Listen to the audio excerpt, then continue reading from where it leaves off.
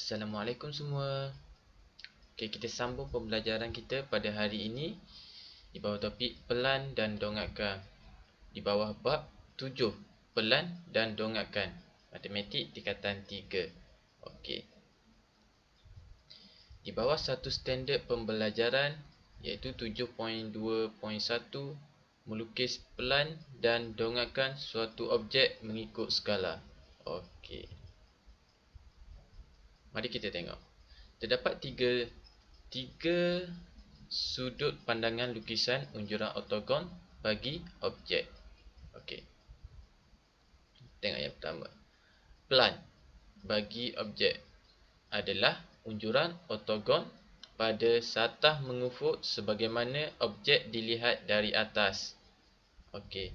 Manakala bagi dongakkan depan bagi objek adalah unjuran ortogon pada satah mencacang sebagaimana objek dilihat dari depan. Okey. Seterusnya, dongakkan sisi bagi objek adalah unjuran ortogon pada satah mencacang sebagaimana objek dilihat dari arah sisi. Okey. Okey, ini adalah nota penting semasa kita melukis unjuran ortogon. Okey. Di mana lukisan pelan dan dongakkan wajib dilukis mengikut skala penuh ukuran sebenar. Kamu perlu menggunakan ukuran yang sebenar untuk melukis gambar, untuk melukis unjuran ortogon. Okey.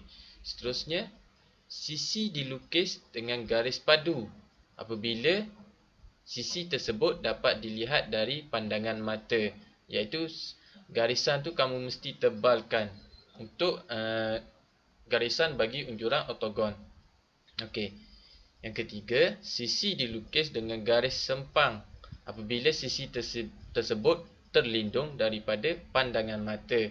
Jika sebuah objek itu ada bentuk yang kita tak nampak, okey, kita akan gunakan garis sempang iaitu garis putus-putus. Okey, seterusnya, garis padu halus digunakan untuk melukis garis binaan unjuran. Okey, garis halus ni kita gunakan untuk pembinaan garis binaan. Okey, mari kita tengok contoh untuk lebih nampak lagi. Okey. Contoh 1. Mari kita lihat. Raja di sebelah menunjukkan prisma tegak dengan tapak berbentuk segi empat tepat ABKJ terletak pada suatu satah mengufuk ABCDEFGH ialah keratan rentas seragam prisma tersebut. Okey.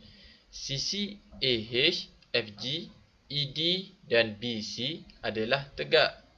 Pelan prisma tegak tersebut boleh dilukis seperti yang dilihat dari arah Z dan dongakkan objek tersebut boleh dilukis seperti yang dilihat dari arah X dan arah Y. Lukis pelan dan dongakkan hendaklah dilukis mengikut skala penuh. Okey. Okey, ini adalah bentuk objek. Okey, yang pertama kita lihat daripada arah Z. Okey, sekejap ya.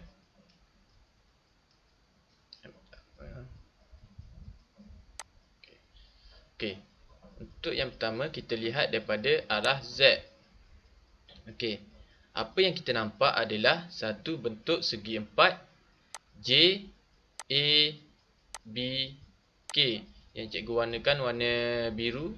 Okey, ini adalah tapak asas yang kita nampak daripada pandangan arah Z.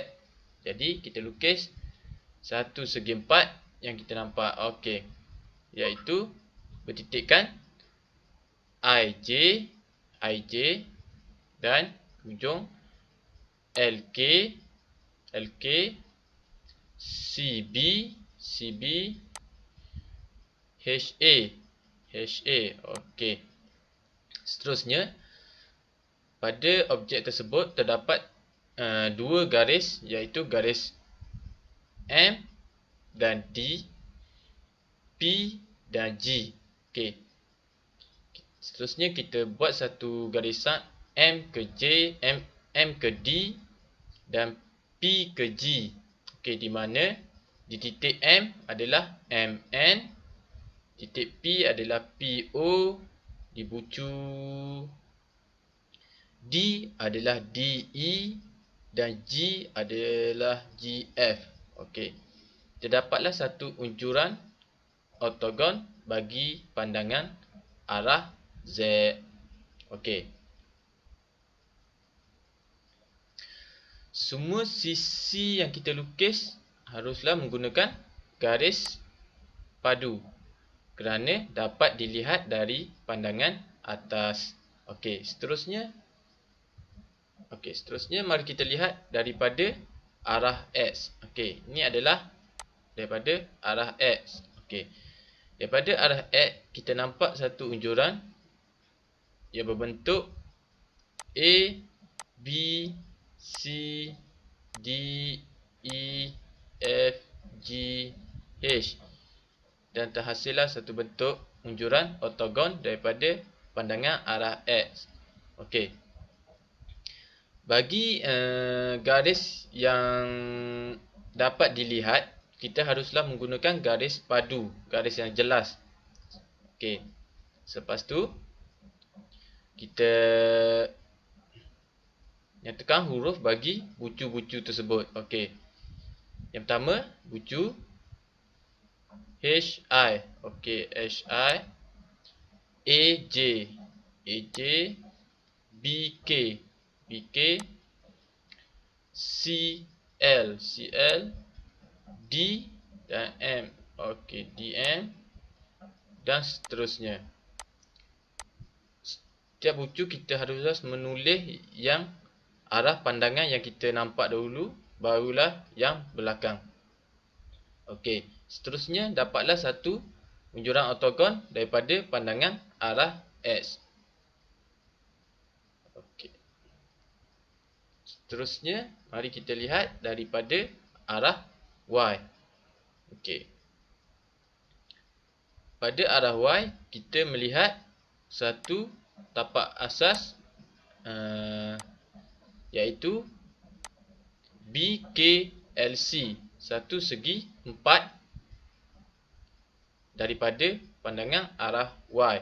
Okey, kita dapat satu segi 4 daripada pandangan arah Y.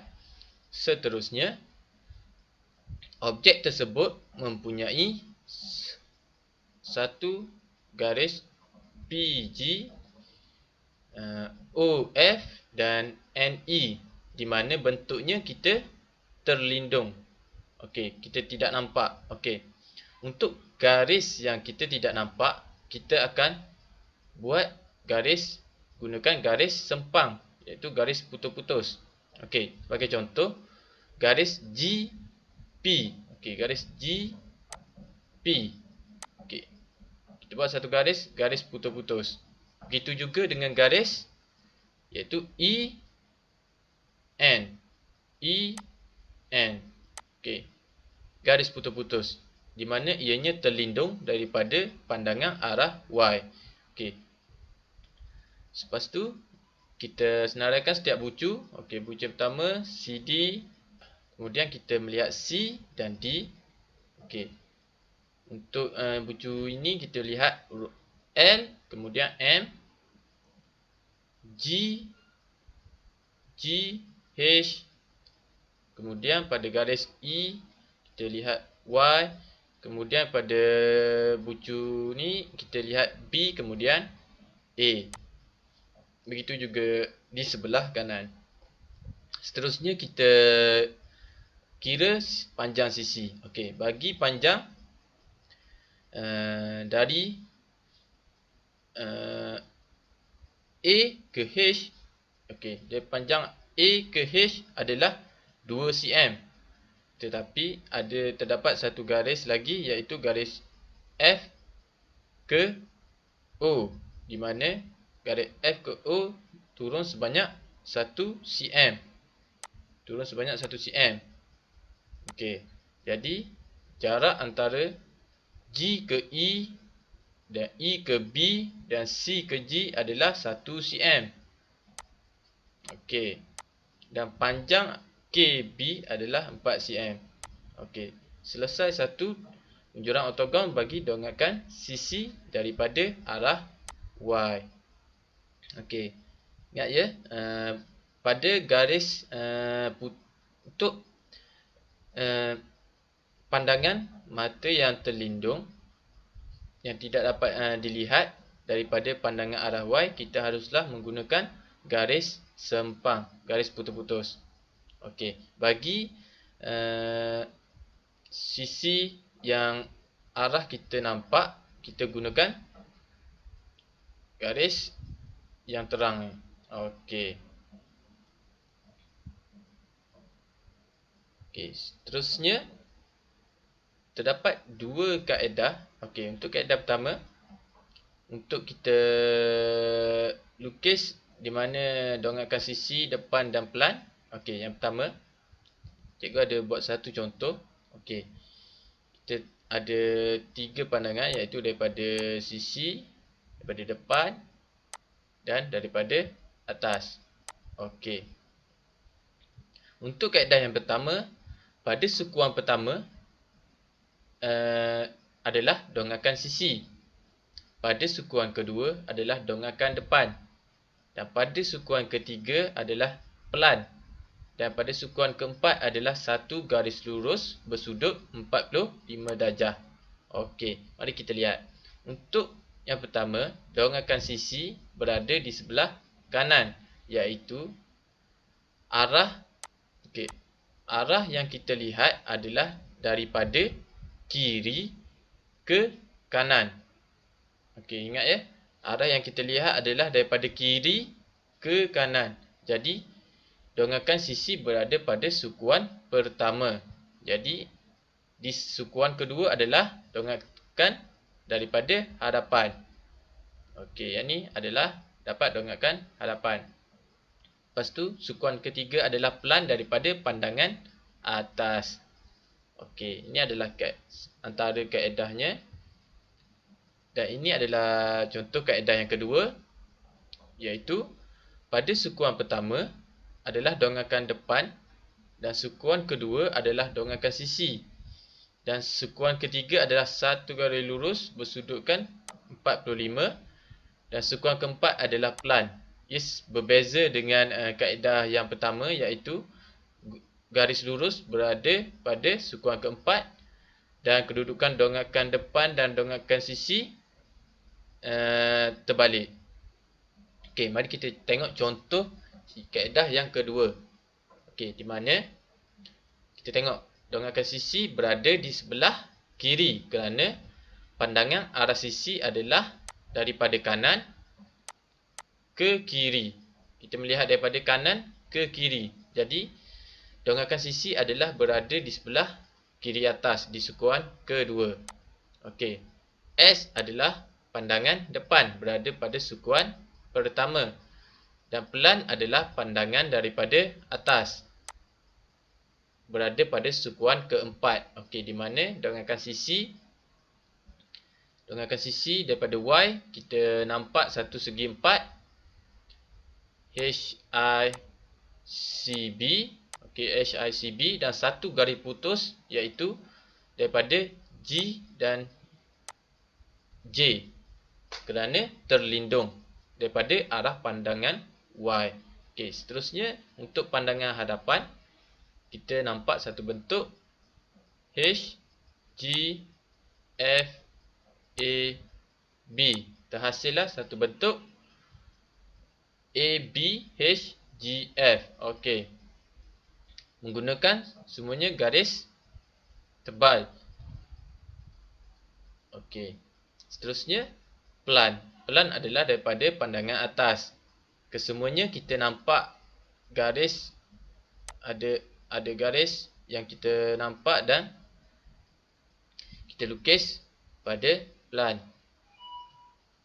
Okey, kita hasillah satu pelan daripada pandangan arah atas. Okey, semua adalah bergaris tebal kerana dapat dilihat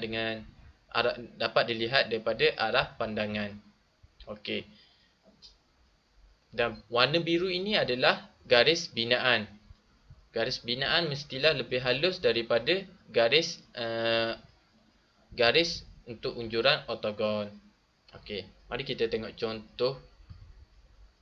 Okey, ini adalah contoh yang kedua di mana rajah di sebelah menunjukkan suatu bongkah dengan tapak segi empat tepat ABCD terletak pada suatu satah mengufuk. Okey. AB, VS, RON, KJGF ialah keratan rentas seragam bongkah tersebut. Sisi-sisi AF, JK, KN, RS dan BV adalah tegak. Lukis dengan skala penuh pelan objek, pandangan daripada atas, dongak objek dari X, pandangan hadapan, dongak objek dari arah Y, pandangan sisi. Okey, mari kita tengok satu persatu. Okey. Sebelum tu kita sediakan 4 sukuan, iaitu sukuan pertama, sukuan kedua, sukuan ketiga dan sukuan keempat. Okey, kita buat satu garis tegak dan garis melintang. Okey. Selepas itu kita bina satu garis lurus pada sukuan ketiga ataupun sukuan keempat. Okey. Di sini cikgu tunjuk contoh kita buat satu garis lurus pada sukuan ketiga, iaitu bersudut 45 darjah. Okey. Okey. Seterusnya kita tentukan dongakan bagi setiap sisi. Okey. Untuk kaedah pada garis lurus berada pada sukuan ketiga, di sukuan keempat adalah gambar daripada plan, iaitu daripada pandangan atas. Okey. Untuk sukuan pertama adalah dongakan sisi X, iaitu pandangan hadapan. Okey, pandangan hadapan. Dan untuk sukuan kedua adalah dongakan sisi Y, iaitu Y. Kerana kita lihat daripada kanan ke kiri. Jadi, dongakan sisi Y adalah berada pada kiri pada sukuan kedua. Okey. Okey. Mula-mula kita lukis pada plan. Okey, apa yang kita nampak daripada pandangan atas. Okey. Daripada pandangan atas, kita nampak satu bentuk segi empat DABC. Jadi kita buat dulu satu bentuk segi empat DABC, satu bentuk segi empat. Kemudian kita letakkan dulu garis bentuk yang kita lihat. Yang pertama HG. Okey, kita buat satu garis HG dan MN, PO dan TS, PO dan TS. Okey, sebelum kita garis, kita kira dulu jarak-jarak setiap satu. Macam TS adalah 1 cm daripada U. Okey, TS ni adalah 1 cm daripada U. Okey, 1 cm. Okey. Satu kotak ini mewakili 1 cm. Okey. Terusnya, jarak antara F dan G adalah 1 cm. F dan G adalah 1 cm. Jarak G ke N adalah 1 cm. Jarak N ke O adalah 1 cm. Jadi, jarak O ke S adalah 2 cm. Okey. Semua kita gunakan garis tebal kerana arah daripada pandangan atas kita dapat lihat semua bentuk. Okey. Garis merah halus ini adalah garis binaan. Okey. Seterusnya, mari kita lihat pada pandangan arah hadapan, iaitu X. Okey. Daripada pandangan hadapan, kita dapat satu image tu A, B, V, S, R, O, N, K, J, G, F. Okey. Kita buat satu sambungkan titik-titik. Okey, bagi kita gunakan line binaan daripada plan. Jadi kita sudah ada untuk yang menegak. Jadi kita cari yang mendatar. Okey, data tapak. Okey, tapak 6 cm. Okey, 6 cm. A ke B adalah 6 cm. 1, 2, 3, 4, 5, 6. Okey, ketinggian adalah 3 cm. Okey, ketinggian 1, 2, 3 cm. Kita buat satu garis lurus. Okey. Settle. Okey. Lepas tu tapak dah ada. Lepas tu kita buat satu lagi garis, iaitu titik bagi R, K dan J. Okey, satu garis lagi pada 1 cm, iaitu turun sebanyak 1 cm. Okey, di sini turun 1 cm. Okey, turun 1 cm, buat satu garis lurus. Okey. Selepas itu, kita sambungkan setiap titik. Daripada A pergi ke B, B pergi ke V, V pergi ke S pergi kepada R, O, N, K, J, G dan F. Okey, seterusnya kita tulis titik bagi setiap bucu. Okey, yang pertama adalah AD. Okey, AD. Yang kedua BC.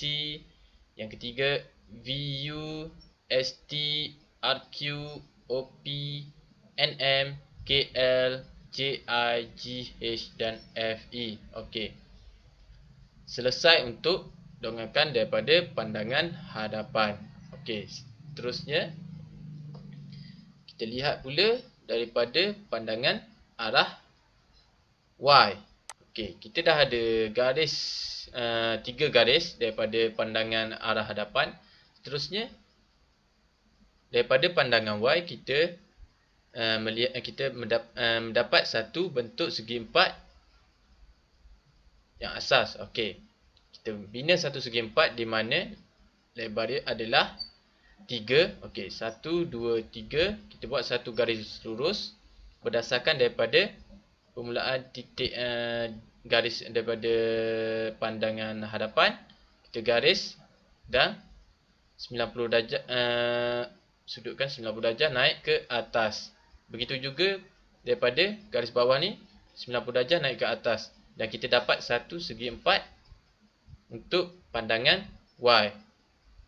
Okey, daripada pandangan arah Y kita dapat terdapat bentuk yang terlindung, iaitu RQ, JL dan IJ. Ianya berada selari kerana pada jarak 1 cm. Jadi kita berada pada 1 cm pada garis RKJ ini. Okey, kita ada pada garis ni. Okey. Jadi ini adalah garisan sempang, garisan yang terlindung. Okey, kita buat garis putus. Okey. Okey. Selesai untuk dongangkan sisi bagi Y, X dan dongangkan pelan. Okey. Ini adalah gambaran keseluruhan bagi lukisan oktogon menggunakan kaedah yang pertama tadi. Okey. Di mana garis ini adalah garis binaan, ini adalah garis unjuran oktogon yang tebal dan ini adalah garis sempang, iaitu garis putus-putus. Okey, daripada sini kita dapat lihat daripada pandangan atas, pandangan hadapan dan pandangan tepi. Okey, itu sahaja untuk pembelajaran kita pada hari ini. Cikgu harap kamu faham daripada penerangan cikgu. Okey, terima kasih.